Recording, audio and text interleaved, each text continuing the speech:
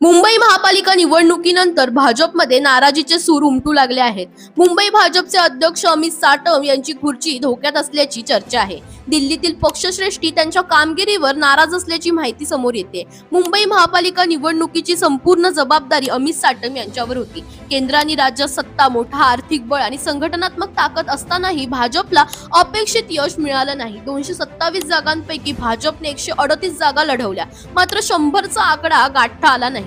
2017 मध्ये भाजपला 82 जागा मिळाल्या होत्या, तर 2026 मध्ये फक्त 89 जागा, म्हणजेच अवघ्या 7 जागांचीच वाढ.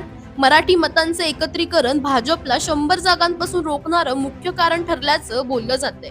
स्थानिक भाजप नेते या अपयशासाठी एकनाथ शिंदे यांच्या नेतृत्वाखालील शिवसेनेला जबाबदार धरत आहेत. शिवसेनेने लढवलेल्या 90 पैकी केवळ 29 जागांवर विजय मिळवला. मुंबई एक हाती जिंकण्याचं भाजप शिवसेना युतीचं स्वप्न भंगलं आणि महायुतीतील अंतर्गत मतभेद आता उघडपणे समोर येताना दिसत आहेत. राज्यातील 29 महापालिकांमध्ये भाजप सर्वात मोठा पक्ष ठरला असला तरी मुंबईतील निकालामुळे भाजपच्या नेतृत्वावरच प्रश्नचिन्ह निर्माण झालं आहे.